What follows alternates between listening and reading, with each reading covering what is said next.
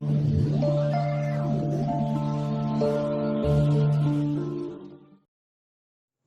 मित्रों, हर्ष क्लासेज में आपका हार्दिक स्वागत है। हमने कारक प्रकरण के अंतर्गत तृतीय विभक्ति तक पढ़ा है। इसके आगे हम पढ़ेंगे चतुर्थी विभक्ति यानी कि संप्रदान कारक।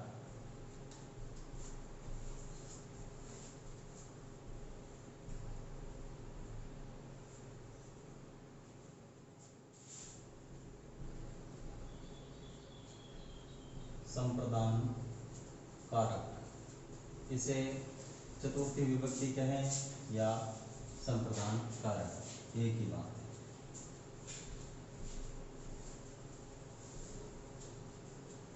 चतुर्थी विभक्ति का प्रयोग कहाँ किया जाता है? जैसे कि हमने पढ़ा था, कर्ता ने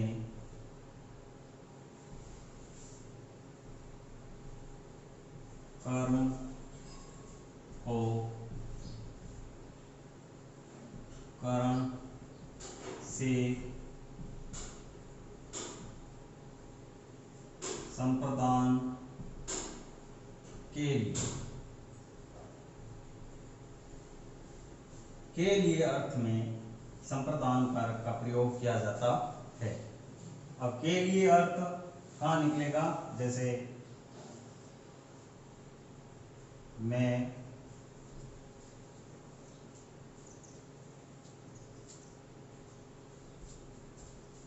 पढ़ने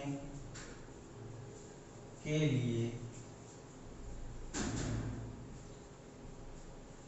विद्यालय जाता हूँ।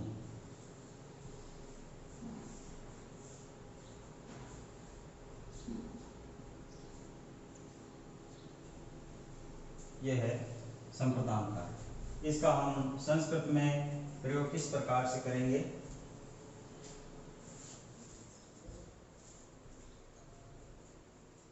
विप्राय गाम ददाति। यहाँ पर आप देखिए, विप्र शब्द में चतुर्थी विभक्ति संप्रदान कारक हुआ है। चतुर्थी विभक्ति का अर्थ होता है संप्रदान कारक। तो मूल शब्द है विप्र, इसकी चतुर्थी विभक्ति एक वचन विप्राय होता है। विप्र के लिए गाय देता है, तो जिसके लिए देता है उसमें चतुर्थी विभक्ति होगी। तो देने की क्रिया में हम चतुर्थी विभक्ति का प्रयोग करते हैं, यानी जिसके लिए दिया जाता है, जिसे दिया जाता है, वो चतुर्थी विभक्ति के अंतर्गत आ जाएगा। जैसे चतुर्थी विभक्ति का प्रथम सूत्र है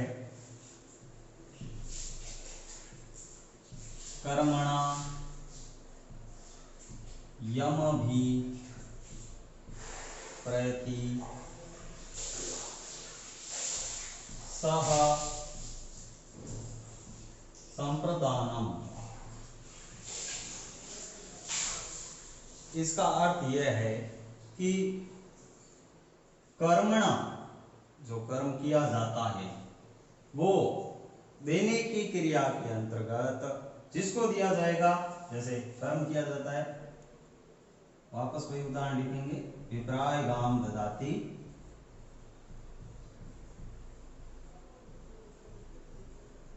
यहां पर देने का कर्म किया जा रहा है, देने की क्रिया हो रही है, और विप्राय किसको दिया जाता है? जो अभिप्रेत है, यानी प्राप्त करने वाला है।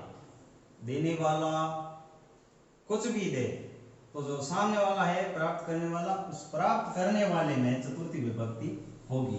तो यम यानी जिसको, जो अभिप्रेत यानी लेने वाला है, उसमें संप्रदान विभक्ति होगी, संप्रदान कारक होगा। यह सूत्र है कर्मणा यम अभिप्रैति स संप्रदान। अगला सूत्र है चतुर्थी संप्रदाने।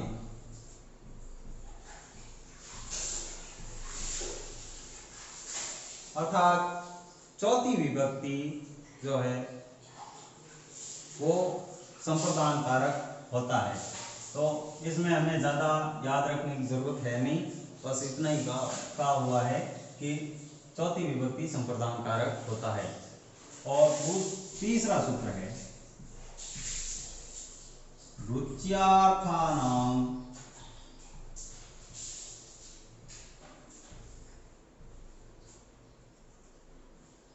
प्रियमाणम,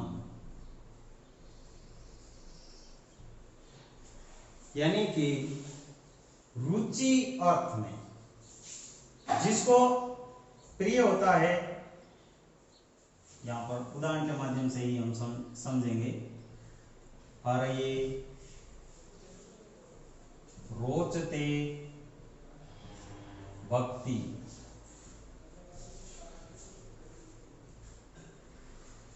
यहां पर आप देखिए कि हरि को क्या अच्छी लगती है? भक्ति।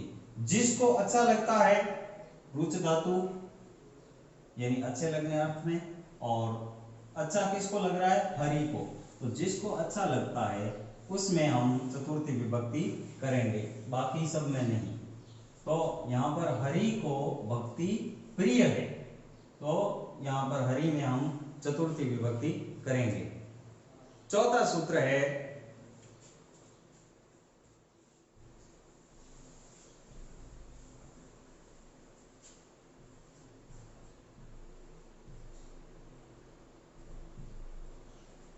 श्लाघ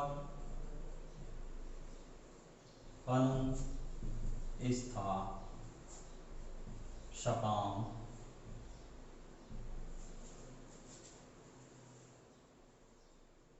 किप्स्यमानम।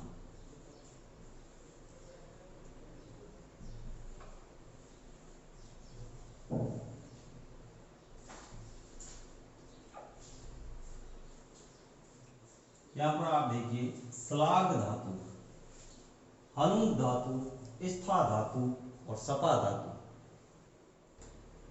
के योग में गिप्स्यमानम अर्थात जिस पर ये धातुएं प्रयोग की जाती है उसमें चतुर्थी विभक्ति होगी। हम उदाहरण के माध्यम से समझते हैं।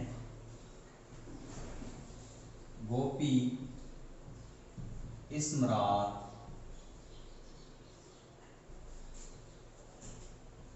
कृष्णाय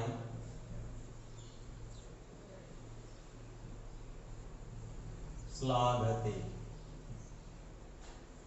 इसका अर्थ है कि जो गोपी है वो कृष्ण में, कृष्ण से प्रेम के कारण, स्मरात यानी प्रेम मोहवश, वो उसकी प्रशंसा करती है। किसकी? कृष्ण की। गोपी कृष्ण की प्रशंसा करती है प्रेमवश, तो कृष्ण के लिए प्रशंसा कर रही है, इसलिए के लिए अर्थ यहाँ पर छुपा हुआ है, लेकिन फिर भी यहाँ पर चतुर्थी विभक्ति आएगी।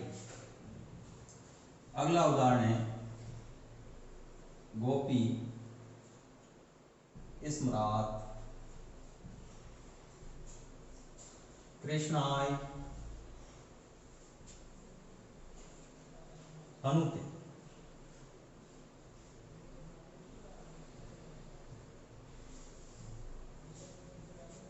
यानी गोपी कृष्ण से प्रेम के कारण उसको छुपा रही है। किसको? कृष्ण को।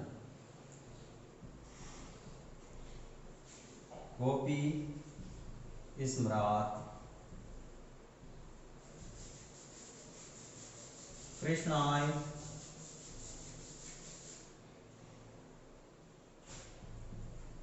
तिष्ठते।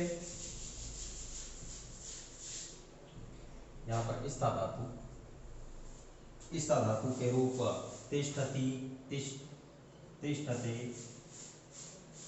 तिष्ठति, तिष्ठतः, तिष्ठन्ते, इस प्रकार चलते हैं।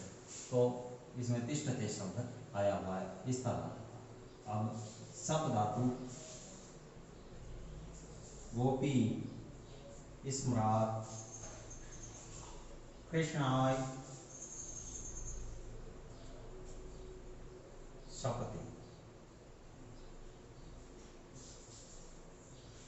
ये चार उदाहरण है।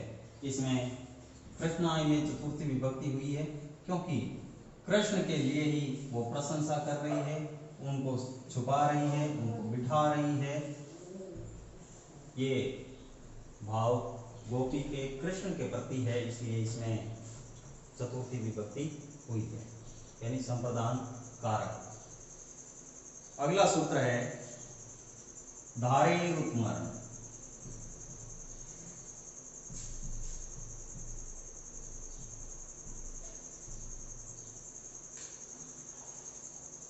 अब इसमें द्रि धातु और णिच प्रत्यय है। णिच प्रत्यांत यदि द्रि धातु हो तो जिसके लिए धारी धातु प्रयोग की जाती है उसमें चतुर्थी विभक्ति होगी। जैसे भक्ताय,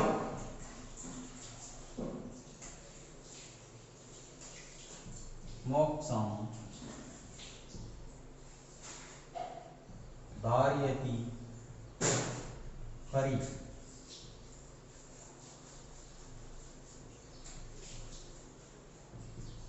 यहां पर भक्त शब्द है ना, उत्मरण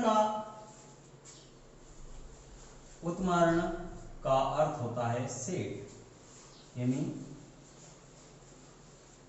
इसमें हरि जो है वो भक्त का ऋणी है।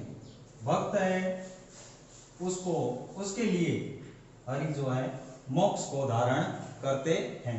तो यहाँ पर भक्त जो है वो बड़ा है, तो भक्त के लिए हरि मोक्ष धारण कर रहे हैं। भक्ताय में चतुर्थी विभक्ति हुई है द्रि धातु के योग में। अगला सूत्र है स्त्री है रिप्सी।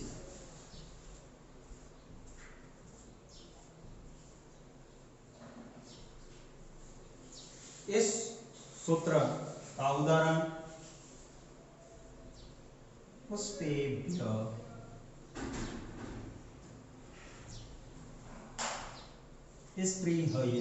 स्पृहयति,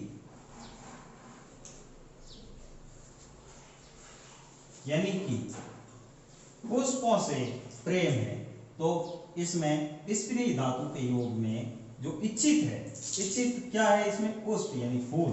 इच्छित का अर्थ होता है इच्छित, तो पुष्प इच्छित है, इसलिए पुष्प में चतुर्थी विभक्ति आई है। अगला सूत्र है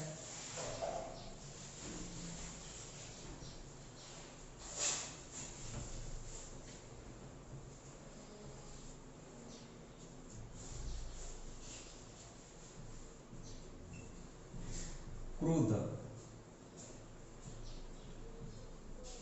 द्रुहे, द्रुहेर असूयार्थान।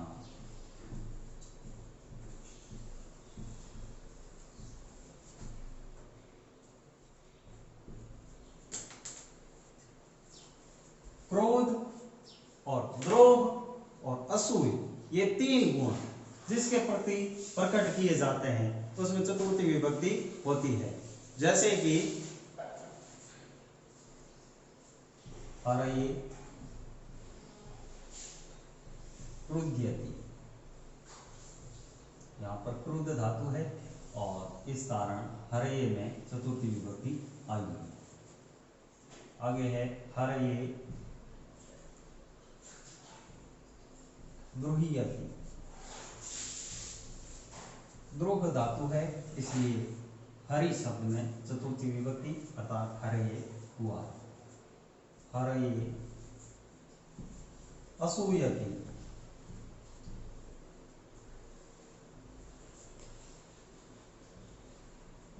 असूय एक अवगुण होता है जो कि गुणों में अवगुणों को ढूंढता है, तो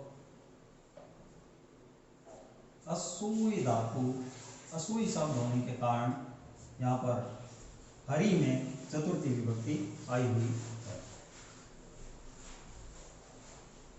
अब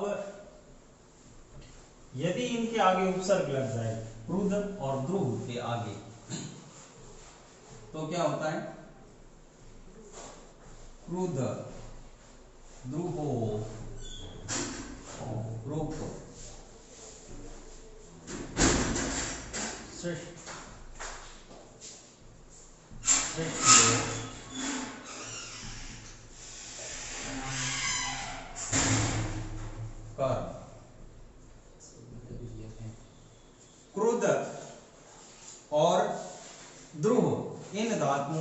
के योग में यदि इनसे पहले उपसृष्ट यानी उपसर्ग लग जाए तो उसमें चतुर्थी विभक्ति नहीं होगी। जैसे क्रूरम,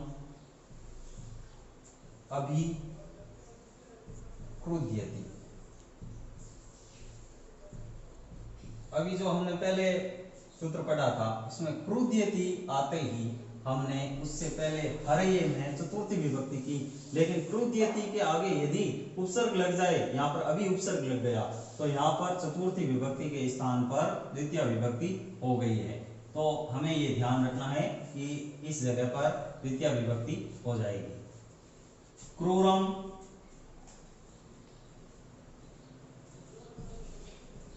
अभी, द्रुह्यति। यहां पर भी अभी उपसर्ग आ गया, इसलिए क्रूरम में द्वितीय विभक्ति हुई है, न कि चतुर्थी विभक्ति। यह सूत्र हमें याद रखना। अगला सूत्र है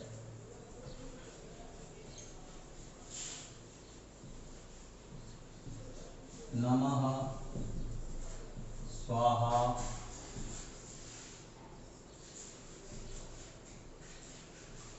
स्वधा, स्वस्ति, स्वधा, अलम, वसट, योगाच।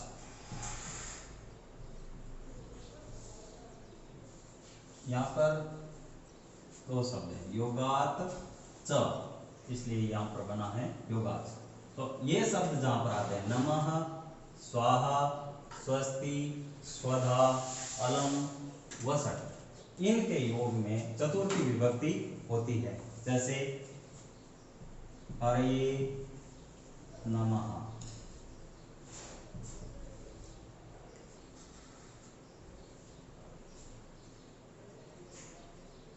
प्रजाभ्य स्वस्ति। हाँ, इससे पहले है अग्नये स्वाहा,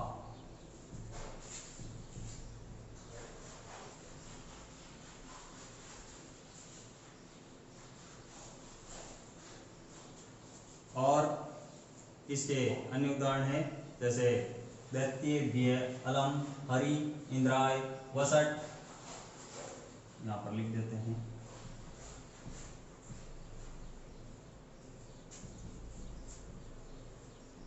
अलम हरि, दैत्येभ्यः अलम हरि, इंद्राय वसट।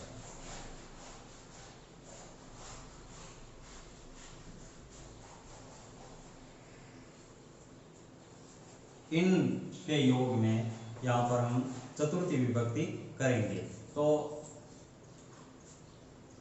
नमः का अर्थ नमस्कार होता है, स्वाहा आहुति देते समय, स्वस्ति यानी कल्याण, स्वधा ये भी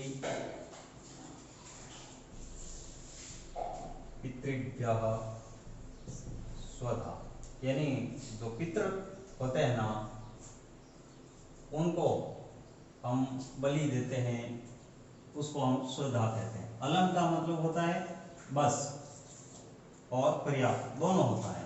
तो दैत्येभ्य अलम हरि, यहाँ पर दैत्यों के लिए, राक्षसों के लिए हरि पर्याप्त है, यानी किसी और को जाने की जरूरत नहीं है। इंद्राय वसट, इंद्र के लिए जो हम यज्ञ में आहुति देते हैं उसको कहते हैं इंद्राय वसट।